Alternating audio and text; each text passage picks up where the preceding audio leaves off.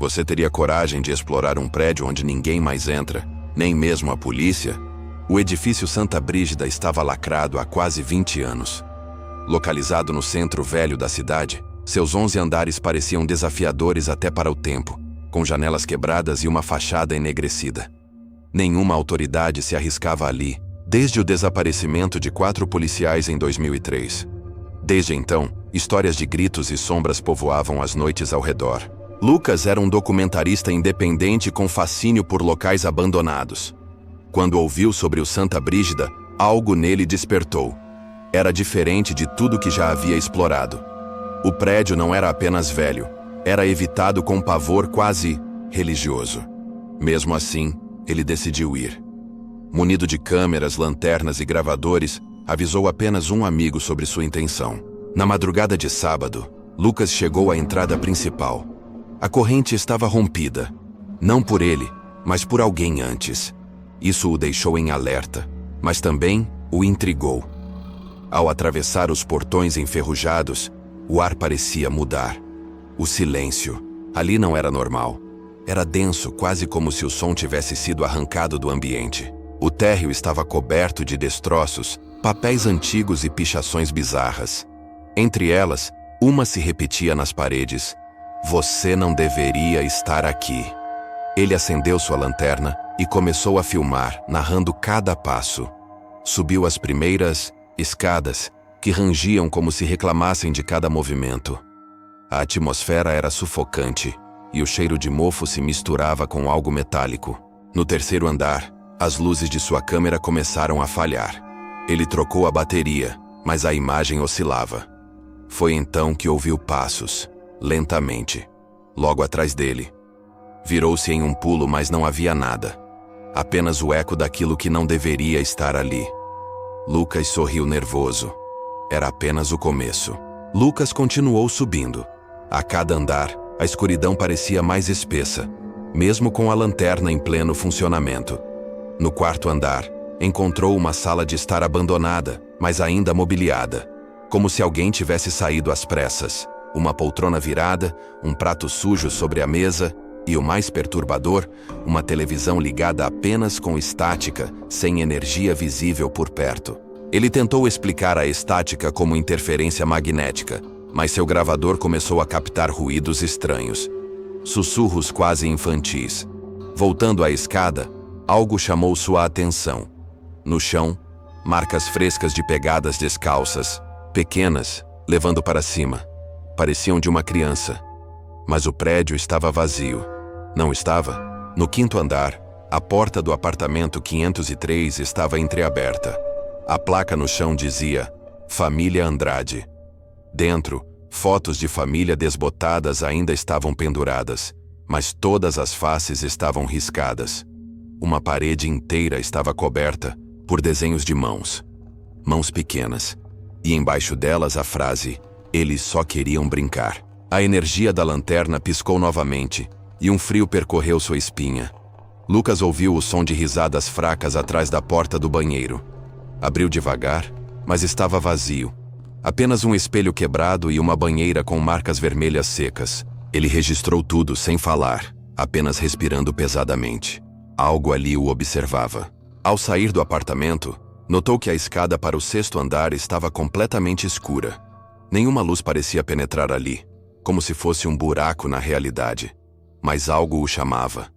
A cada passo, os sussurros aumentavam. E ao chegar ao topo da escada, viu uma sombra desaparecer no final do corredor, rápido demais para ser humano. O corredor do sexto andar era estreito e claustrofóbico. As portas estavam todas entreabertas, mas nenhuma fazia barulho. Lucas percebeu que o som havia desaparecido por completo. Nem seus passos ecoavam. A lanterna já não funcionava direito, e ele sentia uma pressão nos ouvidos, como se o prédio inteiro o observasse em silêncio absoluto. Na porta 607, um som seco e repetitivo quebrou o silêncio. Algo batendo no chão. Ao espiar, viu uma cadeira de rodas virada no centro do quarto e uma bola de borracha quicando sozinha. No espelho, havia uma frase escrita com algo escuro. Não. Mexa com o tempo deles. Quando se virou, a bola parou de repente aos seus pés. No fundo do corredor, uma porta de ferro trancada com correntes chamou sua atenção. Ao tentar se aproximar, sentiu um vento gelado vindo por baixo da porta, como se houvesse um abismo ali. Ao seu redor, as luzes dos apartamentos começaram a piscar, todas ao mesmo tempo, mesmo sem eletricidade. Voltando-se para fugir, encontrou o caminho de volta mudado. As escadas haviam desaparecido, substituídas por uma parede coberta de relógios quebrados, todos parados à meia-noite. Os ponteiros vibravam levemente, como tentando se mover, mas algo os mantinha congelados no tempo. Desesperado, Lucas entrou em um dos apartamentos ao acaso.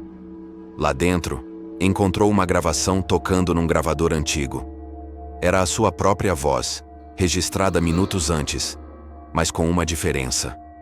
No final da fita, havia outra voz. Uma voz infantil que sussurrava: "Agora você faz parte do prédio também." A fita terminou com um estalo seco, e o gravador soltou fumaça. Lucas deixou o aparelho cair e, quando olhou ao redor, percebeu que o apartamento havia mudado. As paredes agora estavam cobertas por fotografias antigas, retratos de pessoas que não reconhecia. Em cada imagem, os olhos dos retratados estavam riscados com linhas grossas de carvão. No corredor, sombras começaram a se mover por baixo das portas, como se algo as empurrasse. Vozes sussurravam em uníssono, repetindo: "Ele ainda está aqui." Ao se aproximar de uma das portas, ouviu batidas rítmicas do outro lado. 3. Pancadas lentas, depois silêncio. Quando se afastou, as batidas começaram em outra porta atrás dele. Tentando escapar, Lucas correu até a sacada de um dos apartamentos, mas a cidade parecia diferente, como se o tempo estivesse congelado. Nenhuma luz acesa, nenhum som.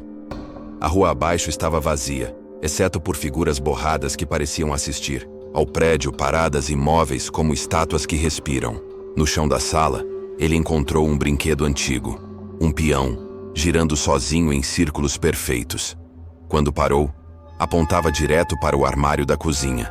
Ao abrir, Lucas não encontrou panelas ou alimentos, mas uma escada de madeira, que descia ainda mais, para um andar que não existia na planta original. Sem opções, ele desceu.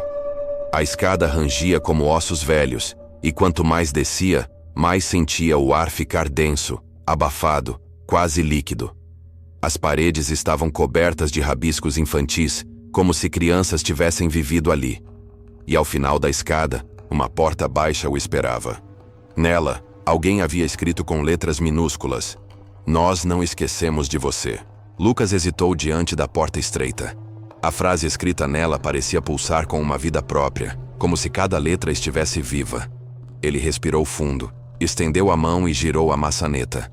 A porta se abriu com um som seco, revelando uma sala, iluminada apenas por uma lâmpada oscilante no teto, pendendo de um fio desgastado. No centro da sala havia uma mesa, e sobre ela diversas fitas VHS empilhadas. Cada uma trazia um nome escrito à mão, inclusive o dele. Tremendo, Lucas pegou a fita com seu nome e, no canto da sala, notou um velho monitor de tubo com um videocassete acoplado. Como se fosse inevitável, ele inseriu a fita e apertou play. A gravação mostrava imagens em preto e branco de Lucas dormindo em sua cama, em várias noites diferentes. Depois, as imagens mudavam para ângulos que jamais poderiam ter sido captados. Como se alguém o observasse de dentro da parede, de dentro da própria mente. As gravações terminavam com uma frase escrita à mão: "Você já esteve aqui antes." Em pânico, Lucas tentou sair da sala, mas a porta havia desaparecido. No lugar, uma parede sólida. A lâmpada começou a piscar com mais frequência, e uma presença se fazia sentir. Densa, pesada. Vozes de crianças ecoavam nas paredes, rindo, sussurrando, chorando. Em meio ao som, uma voz mais grave repetia: "Fique, agora você é parte disso." Quando a lâmpada queimou, o breu tomou conta. Lucas tateou, gritando, procurando uma saída. Finalmente, uma rachadura na parede cedeu, e ele conseguiu rastejar por ela. Ao emergir, estava de volta à entrada do prédio. Lá fora, o amanhecer começava, mas tudo estava silencioso. O prédio atrás dele havia desaparecido. Lucas andou pela calçada em frente ao terreno vazio, onde horas antes, o prédio se erguia sombrio. O chão ainda carregava as marcas do tempo, como se o edifício tivesse se desfeito em pó. Mas não havia destroços. Apenas o vento, carregando o silêncio. Ele virou-se, esperando ver ao menos a sombra da estrutura, mas não havia nada além de mato e pedra. Os jornais do dia seguinte não traziam menção alguma ao prédio. Nenhuma linha, nenhuma fotografia. Lucas buscou online, perguntou a conhecidos, vasculhou registros da prefeitura. Era como se o prédio nunca tivesse existido. Nenhuma planta, nenhum dono registrado. Apenas um espaço em branco no coração do bairro, como uma memória deletada do mundo. Durante semanas, Lucas acordava às 3h17, sempre no mesmo segundo, ouvindo passos acima do teto de seu apartamento. Mas ele morava no último andar. Quando subia para investigar, o acesso ao telhado estava trancado, como sempre. Só que havia marcas de pegadas infantis impressas na poeira, acompanhadas de frases rabiscadas. Já é tarde, eles acordaram. Um dia, ao abrir sua mochila, Lucas encontrou uma fita VHS que jurava nunca ter visto antes. Não havia nome escrito, apenas um símbolo, o mesmo que viu na porta do prédio antes de entrar. Ele não tinha mais videocassete, mas a fita parecia quente em suas mãos, como se tivesse acabado de ser usada. Naquela noite, os passos no teto se intensificaram. Lucas deixou a cidade dias depois. Nunca contou a ninguém tudo o que viu, mas às vezes, em ruas de lugares que nunca visitou, ele jura ver o prédio novamente, inteiro, imponente, esperando, sempre à distância, sempre no canto do olhar, como um segredo mal enterrado pronto para se erguer novamente. Porque, para alguns lugares, sair é só o começo.